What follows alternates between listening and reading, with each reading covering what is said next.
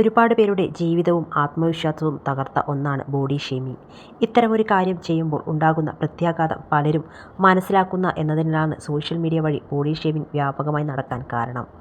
അടുത്തിടെ can red കാർപ്പറ്റിൽ എത്തിയപ്പോൾ നടി ഐശ്വര്യ റായിക്കും ബോഡി ഷേമിംഗ് നേരിടേണ്ടി വന്നിരുന്നു. ആ സംഭവം ശ്രദ്ധയിൽപ്പെട്ട രഞ്ജിനി ഹരിദാസ് തൻ്റെ ജീവിതാനുഭവങ്ങളുമായി ചേർത്ത് ബോഡി ഷേമിംഗിനെക്കുറിച്ച് സംസാരിക്കുകയാണ് ഇപ്പോൾ. ഫിൽട്ടർ ഇടാതെ ഒരു ഫോട്ടോ പോലും പോസ്റ്റ് ചെയ്യാൻ നമുക്ക് ആർക്കും പറ്റാത്ത സ്ഥിതിയിലേക്ക് കാര്യങ്ങൾ എത്തിയിരിക്കുന്നുവെന്നും രഞ്ജിനി പറയുന്നു. ഞാൻ സംസാരിക്കാൻ പോകുന്നത് ബോഡി ഷേമിംഗിനെ കുറിച്ചാണ്. കാനിൽ ഐശ്വര്യയെ കാണാതായപ്പോൾ എന്തുകൊണ്ട് താരം വന്നില്ല എന്നതിനെപ്പറ്റിയായിരുന്നു ചർച്ച. അവസാനം അവർ വന്നപ്പോൾ ലോകത്തിലെ ഏറ്റവും സുന്ദരിയായ സ്ത്രീകളിലൊരാളായ അവരെ നമ്മൾ ബോഡി ഷേമിംഗ് നടത്തി.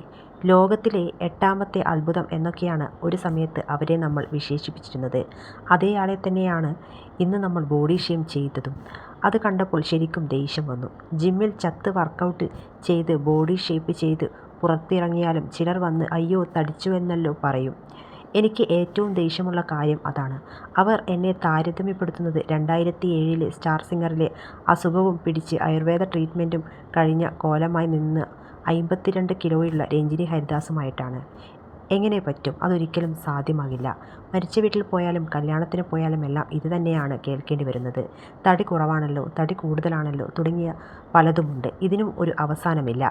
ഇതിൽ നിന്ന് രക്ഷപ്പെടാമെന്ന് വിചാരിച്ചാൽ അതും പറ്റില്ല. വീട്ടിൽ വന്ന് കഴിയുമ്പോൾ നമ്മൾ നമ്മളോട് തന്നെ പറയും, എൻ്റെ ലൈഫിൽ എന്നെ ഏറ്റവും കൂടുതൽ ബോഡി ഷേം ചെയ്തയാൾ ഞാൻ തന്നെയാണ്. എന്തുകൊണ്ടാണെന്ന് വെച്ചാൽ ചെറുപ്പം മുതൽ എൻ്റെ മനസ്സ് കണ്ടീഷൻഡറായി പോയി. സ്ത്രീകൾക്ക് മാത്രമല്ല പുരുഷന്മാർക്കും ബോഡി ഷേമിംഗ് നേരിടുന്നുണ്ട്. ബോഡി ഷേമിംഗിന് പിന്നിലെ ഒരു കാരണം സിനിമയും പരസ്യങ്ങളുമെല്ലാം തന്നെയാണ്. മോഡലിംഗ് ചെയ്യാൻ ക്ഷണം വന്നപ്പോൾ ഞാനൊക്കെ എങ്ങനെ മോഡലാവും എന്ന ചിന്തയാണ് ആദ്യം എനിക്ക് വന്നത്. മോഡലിംഗിലേക്ക് എത്തിയപ്പോഴാണ് എല്ലാവർക്കും മോഡലാകാൻ കഴിയുമെന്ന് എനിക്ക് മനസ്സിലായത്.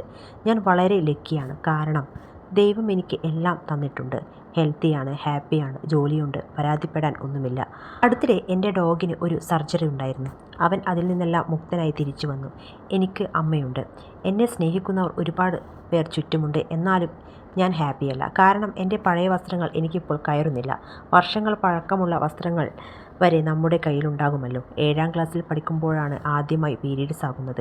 അതിനുശേഷം അല്പം വണ്ണം വെച്ചു. ശരീരഭാരമുള്ളതിൻ്റെ പേരിൽ സഹപാഠികൾ എന്നെ കളിയാക്കിയിട്ടുണ്ട്. ഇന്നും എനിക്കത് ഓർമ്മയുണ്ട്. ഉയരം കൂടുതലാണെന്നതിൻ്റെ പേരിൽ ഡാൻസിൽ നിന്ന് പോലും ഒഴിവാക്കിയിട്ടുണ്ട്. എന്നെ കൊച്ചാക്കി പലരും സംസാരിക്കുന്നു, പെരുമാറുന്നുവെന്നും തോന്നിയപ്പോഴാണ് ഞാൻ പ്രതികരിച്ചു തുടങ്ങിയത്. ഫിൽട്ടർ ഇടാതെ ഒരു ഫോട്ടോ പോലും പോസ്റ്റ് ചെയ്യാൻ നമുക്ക് ആർക്കും പറ്റില്ല. എനിക്കറിയാവുന്ന പല സുന്ദരന്മാരും സുന്ദരികളും പോലും അവരുടെ ഫോട്ടോ പോസ്റ്റ് ചെയ്യും മുമ്പ് ഫിൽട്ടർ ഉപയോഗിക്കും. അത്രത്തോളം ബോഡി ഷേമിംഗ് നമ്മുടെ എല്ലാവരുടെയും കോൺഫിഡൻസിനെ ബാധിച്ചിട്ടുണ്ട്.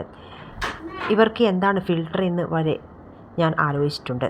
ഒരു കോപ്പും അറിയാത്ത ചില ഇൻഫ്ലുവൻസേഴ്സാണ് ഇപ്പോൾ ഫാഷൻ സീക്രട്ട്. പ്ലാസ്റ്റിക് സർജറി ചെയ്യാൻ കാശില്ലാത്തയാളല്ല ഐശ്വര്യ റായ്.